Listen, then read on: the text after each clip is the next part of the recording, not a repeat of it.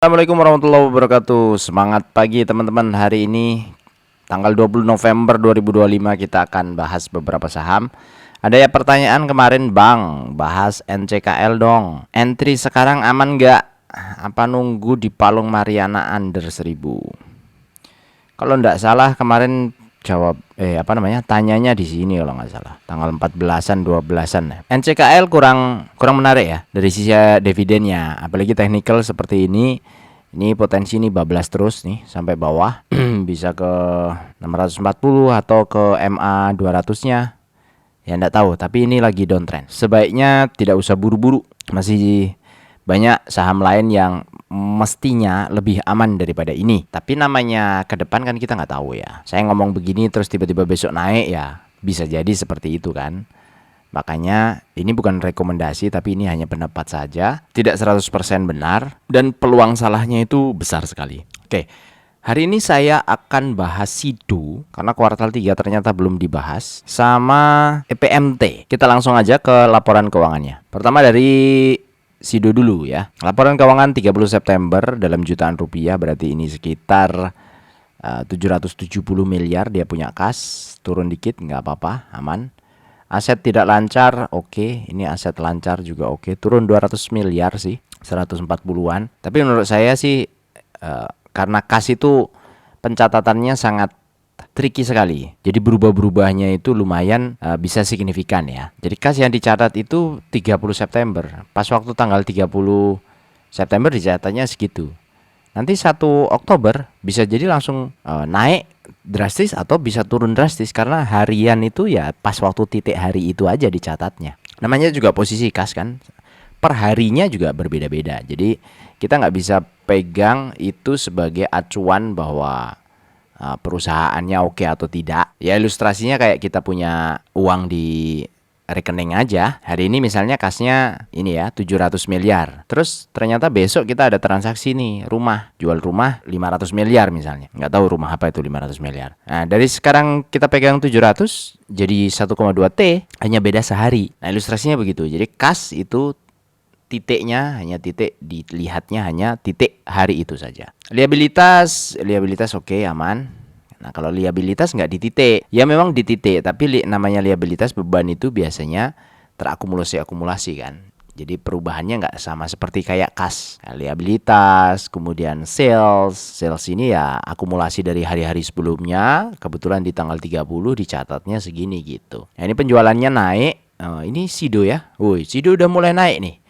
Menarik, laba brutonya naik, laba usahanya naik. Oh bagus ya. Naiknya karena apakah?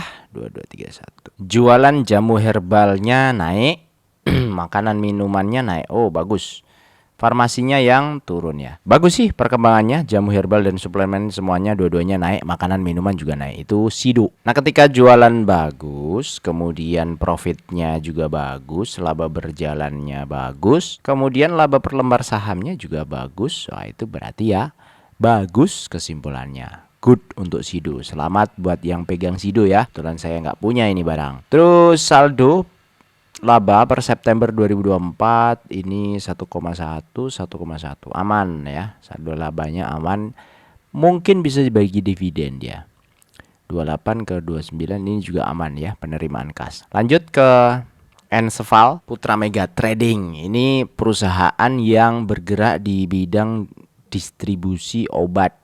Ini salah satu usaha yang sustainability-nya bagus ya, EPMT ini. Dari dulu saya incer ini saham karena termasuk saham yang menurut saya itu susah digoncang-goncang. Ya distribusi obat seluruh Indonesia. Oke, langsung aja ke kasnya. Kas ini turun dibandingkan periode sebelumnya, tapi aset lancarnya naik karena ada piutang yang 4,0 T menjadi 4,8, jadi ada 800 miliar yang bertambah di situ piutangnya, sehingga total aset juga bertambah. Ini oke saja, aman. Liabilitas naik karena ada utang usaha, jadi dia berutang juga. Utang usaha berarti utang produktif, aman saja, nggak masalah.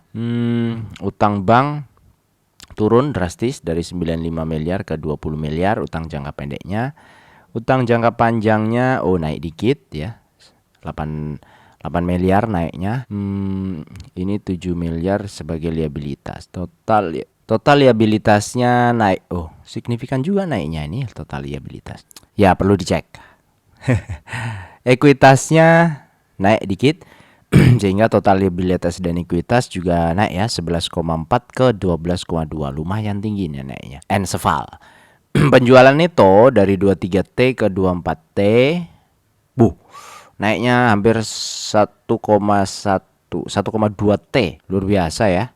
Beban pokok naik, terus laba bruto naik, ini bagus banget. 755, 778 ini juga bagus. 56 bagus, ini bagus. Hasil 217 ke 223 oke. Terus saldo laba yang belum ditentukan penggunaannya, ini dari 69 ke 7,1 bagus. Terus penerimaan kas ini bagus, naik juga, aman. Di sini sih dijelasin, tapi saya nggak terlalu banyak baca lah. Ini banyak banget tulisannya, mulai dari penjualan neto, kemudian ada kinerja masing-masing divisi. Ya, silakan teman-teman kalau mau baca ya, di screenshot aja nih. Nah, baca sendiri ya. Saya nggak baca. Perusahaannya udah seperti ini dan saya kenal udah lama, itu nggak banyak sebenarnya yang saya review. Kenapa saya nge-review begini? Karena konten aja sih. Ya, kalau cuma sendiri malas jadinya. Tapi karena ada yang direkam, nah ini sebagai sistem ya. Kalau kita malas karena kita mau ngerekam, akhirnya kita buka gitu. Di sini sudah saya masukkan juga. Nah, sekalian aja bandingin sama nikel ya, entry megah. Saya sama EPMT, SIDO sama NCKL itu harga hari ini untuk EPMT turun, SIDO naik 0,9, NCKL turun. Harga wajarnya berapa? EPMT 2031, SIDO 400, NCKL 420.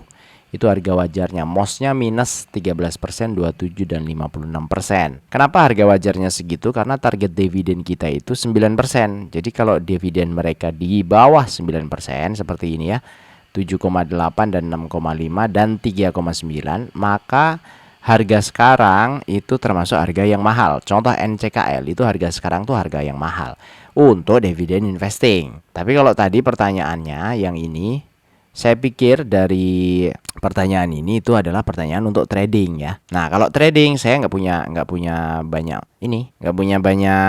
pengetahuan juga, nggak ada yang bisa dibahas kalau untuk trading ya. Masuknya aman nggak di sini? Nah, nggak tahu saya. Biar teman-teman yang biasa trading yang menjawab ya.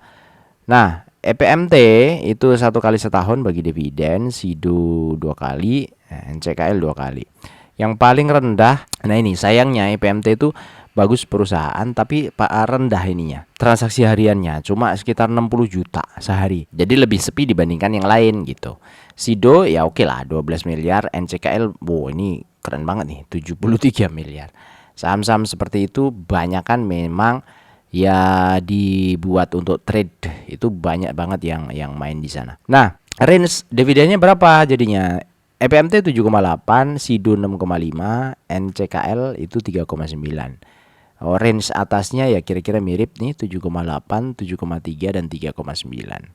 Secara histori yang paling bagus konsisten adalah EPMT, dividen 2023 166, 2024 179. Nah, ini 2025 harapannya 183. Jadi naik terus tuh setiap tahun. Nah, kalau harganya naik ya berarti rate-nya atau range-nya, prosentasenya tetap. Tapi kalau harganya tetap dengan dividen naik terus begini, yield-nya akan otomatis naik ya teman-teman ya. Nah, dengan seperti ini kalau kita simulasikan di dividen investing 7,8%, itu selama nabung 25 tahun dari 2 jutaan per bulan sampai naik 20% setiap 5 tahun ya, sampai naik ke 4 jutaan per bulan, maka kita bisa mendapatkan estimasi dividen per bulan itu sekitar 16,4 juta.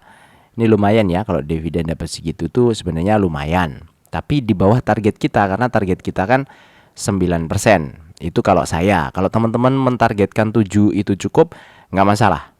Atau 9% nggak cukup, nambah bang, saya pengennya 11%. Ya monggo saja, itu aturan main sendiri-sendiri, stylenya sendiri-sendiri, saya tidak ikut campur. Nah, Dengan kalau estimasi tadi 7,8% per tahun, maka yang didapat 16 jutaan per bulan itu setara di bawah 10 juta hari ini ya, 16 juta itu. Karena estimasi 10 juta hari ini tuh kalau 25 tahun lagi sekitar 18.500.000 ya di present value, asumsi inflasinya 2,5% dikali 25 tahun.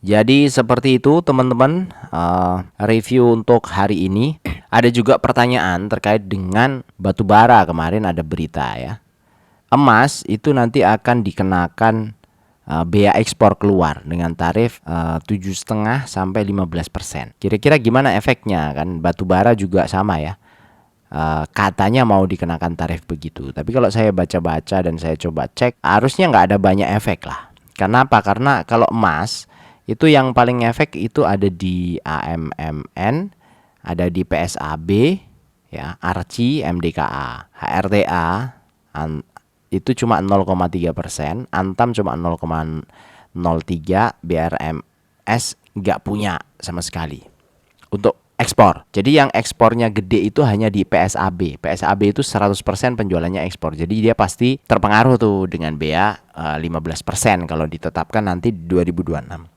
Kemudian yang kedua baru AMMN. Ini 28% dia porsi ekspornya, lumayan, ARCI dan seterusnya. Nah, kalau untuk batu bara ini ya sepertinya juga masih sepi kalau batu bara karena masih banyak perdebatan di sana.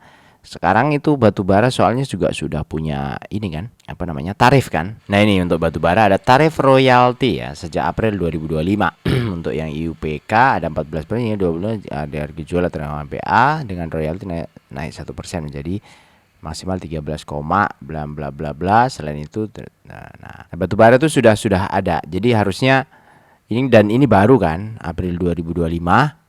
Terus kalau ternyata 2026 dihantam lagi dengan hal yang seperti itu, mestinya perlu pikir-pikir lah pemerintah. Tapi kalau emas mungkin ada kepentingan lain ketika dikasih tarif keluar itu supaya pasokan dalam negerinya juga mungkin lebih aman ya.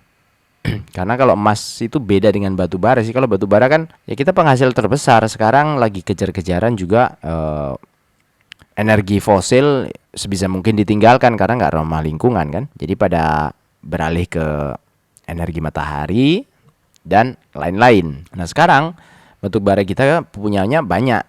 Harusnya kalau bisa dijual aja gitu. Ya, kalau pemerintah mau kasih tarif-tarif, dihitung-hitung beneran, jangan sampai nanti dikasih tapi masih malah memperlambat dan tidak optimal penjualan kita. Itu juga masalah jadi. Saya kira itu ya.